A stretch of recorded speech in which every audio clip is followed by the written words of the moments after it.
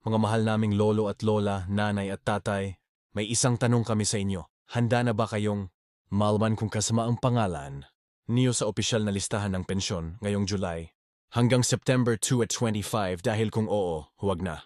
Huwag niyong palalampasin ang video na ito.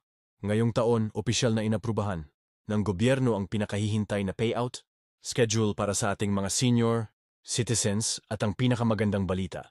Baka kasama na mismo ang pangalan niyo sa listahan ng mga makakatanggap ayon sa DSWD, NCS at ang mga partner na ahensya. Mahigit 2.3 milyong senior, pag citizens ang target, mabigyan buwan-buwan ng tulong. Posibleng umabot ng 1,000 kada buwan. Depende sa programang sakop ninyo. Hindi lang ito basta kwento. May tasay bunga ng tunay na pagtingin ng pamahalaan sa pangangailangan ng mga matatanda. Ayon sa huling datos, sa bawat 100 Pilipino ay may senior na ngayong 2025 kaya pinalawak ang coverage ng social pension programs kasama na ang Universal Social Pension LRSS at mga special assistance program sa ilalim ng lokal na pamahalaan. Kung kayo ay senior citizen na may edad 60 pataas at hindi pa nakakatanggap ng regular pension, malaki ang posibilidad na kwalipikado kayo. Kaya ang tanong, alam nyo na ba kung paano? Tingnan ang listahan. Alam nyo ba ang mga requirements at paano? Ito makukuha na hindi na kailangang lumuwas o pumila ng mahaba kahit mga lolo't lola. Makinig po kayo ng mabuti sa video na ito. Ibabahagi namin ang buong proseso, petsa ng release on mga sikreto para kayo ay yun ang makakuha. Pero bago natin simulan, pakilike muna ang video na ito kung gusto ninyo ng mas marami. Pang-updates na tulad nito, isang simpleng like, malaking tulong para sa kapwa nating seniors. Tara na, baka pangalan niyo na nga ang kasama kaya't kung ang tanong na ngayon ay, pangalan ko ba ang nasa listahan, ang sagot ay, napakalapit niyo ng malaman. Dahil pagkatapos ng mahabang o paghihintay was mga paunang anunsyo opisyal ng inilabas ng DSWD. NCA at SS ang schedule ng payout para sa July hanggang September 2 at 25. Pero ito ang isa sa mga pinakabangan na panahon ng taon. Dahil dito, inilalabas ang regular na buwan ng pensyon ng mga retirees pati na rin ang dagdag ayuda sa ilalim ng Universal Social Pension sa dami ng programa ng gobyerno para sa mga senior. Ngayon, minsan ay nakakalito kung saan kayo nabibilang. Kaya ang layunin ng video na ito ay tulungan kayong linawin, alamin na damaskuro kung fund ninyo makukuha ang inyong benepisyo ng mabilis, maayos at ligtas. Simulan natin sa tanong na pinakamadalas naming matanggap mula sa inyo. Paano ko malalaman kung ako'y kasama sa listahan? Kung kayo po ay 60 anyos pataas, walang natatanggap na regular na pensyon mula sa GSE kung SES o iba pang ahensya, at residente ng isang barangay sa Pilipinas, malaki po ang posibilidad na kayo ay kabilang sa Universal Social Pension Program ayon sa DSW. Tinatayang mahigit 1.4 milyong senior citizens ang nakatala sa programang ito ngayong 2025 at nadaragdagan pa ang bilang taon-taon. Bakit? Dahil ang populasyon ng senior citizens sa bansa ay patuloy na tumataas. Salamat sa pagbibigay ng mahaba at mahalagang text.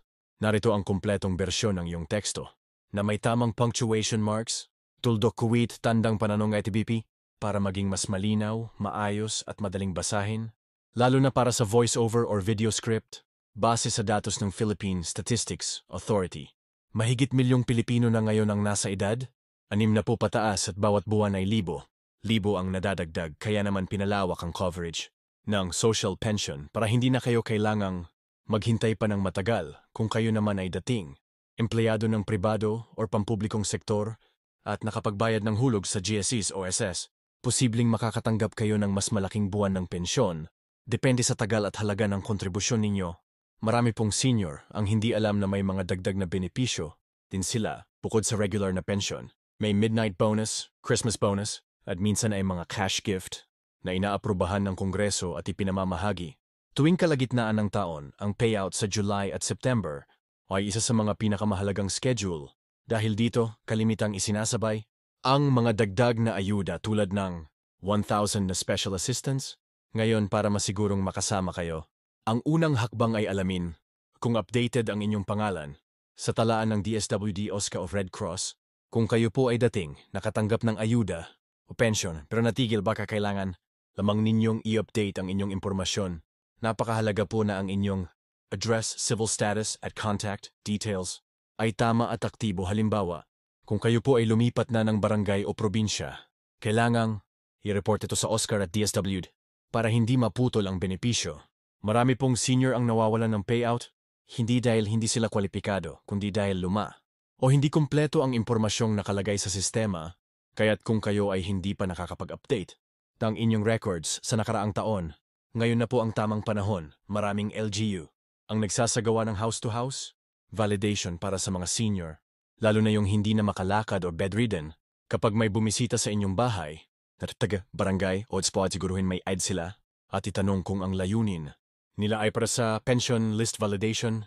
Huwag po kayong matatakot magtanong dahil karapatan ninyong malaman si kasamam kayo sa benepisyong para talaga sa inyo. At kung may anak, apo o kapitbahay kayong marunong gumamit ng internet, pwede rin kayong tumulong na mag-check sa mga opisyal na website ng inyong LGU o ng DSWD Regional Office kung nandoon na ang listahan ng July-September beneficiaries. Kadalasan, ina-upload nila ang mga pangalan ayon sa barangay at munisipyo para mas madali itong mahanap.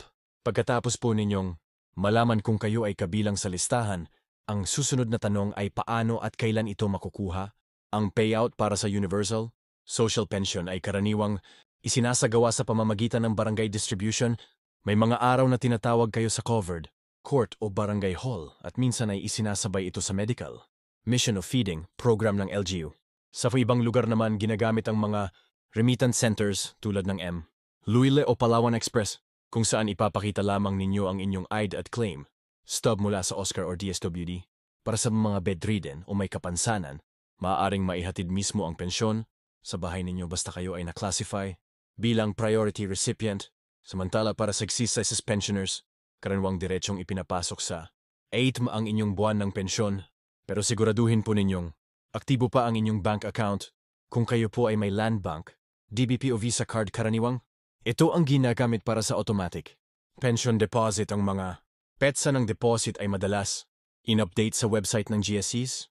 Matses kada buwan kaya't magandang bantayan ang kanilang official Facebook pages o magtanong sa pension hotline para siguradong hindi ninyo mamiss ang deposit date. Maraming tanong din tungkol sa halaga. Kung kayo ay under sa Universal Social Pension, ang buwanang halaga ay 1,000. Pero ngayong July, September 2 at 25, inaasahan ang pagbibigay ng dagdag na 500 para sa mga indigent senior citizens, lalo na yung walang anak, walang sariling tahanan o may karamdaman. Kaya sa loob ng 3 buwan, ibares kayong makaragap ng 3 down, 500 kung sakaling maaprubahan ang special funding na ito. Sa kabilang banda, kung kayo naman ay pensioner, ang natatanggap ninyong pensyon ay base sa inyong kontribusyon. May ilan sa inyo na tumatanggap ng 2,000 kada buwan, habang ang iba naman ay umaabot sa mas mataas na halaga. Lalo na kung mataas ang hulog. Mahaba ang tao ng serbisyo, kaya para sa mga SSS pensioners, ang total pensyon para sa July hanggang September ay pwedeng pumalo ng 47,000 pataas at dagdag pa ang bonus kung sakali. Ngayon kung may problema kayo sa pagtanggap ng pensyon, halimbawa na delay ang credit sa ATM, o hindi kayo nakadalaw sa payout, huwag po kayong mangamba. May mga tinatawag tayong late claim, assistance or revalidation period. Sa ganitong mga kaso, kailangan niyo lamang pumunta sa Oscar or DSWD office at magpasa ng request, letter or follow-up form. Dalhin po ninyo ang inyong senior citizen ID, barangay, certificate, at anumang patunay na kayo ay nakatanggap noon. Sa maraming LGU inaaksyonan agad ang mga ganitong concern sa loob ng 1 o 2 linggo. Isang paalala rin po para sa lahat. Ang pensyon ay hindi lang benepisyo. Ito ay karapatan, kaya huwag po kayong matakot magsalita. Magtanong o humingi ng tulong kung sa tingin ninyo ay may pagkukulang sa serbisyo. Ang mga senior citizens ay protektado ng batas. Ang Republic Act No. 9, 994 o ang Expanded Senior Citizens Act of 2010 ay malinaw na nagsasaad ng karapatan ng bawat Pilipinong senior na makatanggap ng suporta mula sa pamahalaan, mula sa diskwento sa gamot, libreng medical check-up, hanggang sa social pension. Lahat ito ay para sa inyo, kaya nararapat lang na ito ay inyong makamit. Kaya na mayon sa mga vascular, ninyo ay kasama sa listahan. Maghanda na po kayo, siguraduhin nasa, usong ko din ang isang dokumento kung biyoan may tanong, humingi ng tulong sa inyong anak. Mga apo o kapitbahay na maasahan, huwag hayaang hadlangan ng pagkalito o takot ang inyong karapatan. Lalo na ngayon na andito kami para gabayan kayo dahil ang layunin ng video na ito ay hindi lamang magbigay ng impormasyon, kundi upang ipadama sa bawat lolo't lola na hindi kayo nag-iisa, at kung sa pagkakataong ito ay hindi pa kayo kasama, huwag po kayong mawala ng pag-asa. May mga susunod pang schedule ng payout sa October hanggang December, at sa October 2 at 26 ay panibagong cycle muli gawin. Niyong layunin ngayong taon na maayos ang inyong record, magpasa ng kulang na dokumento, at makipag-ugnayan sa mga kinauukulan, ang pangkarapawate mo iwang senior na may iwan, at ang pangarap na iyon ay nagsisimula sa isang hakbang, ang pagiging handa, magapo at mapagmatsyag kung gusto mo. Maansya rin kitang tulungan hatiin ito sa mga paragraph na may timestamps para gamitin. Sa video editing sabihin mo lang,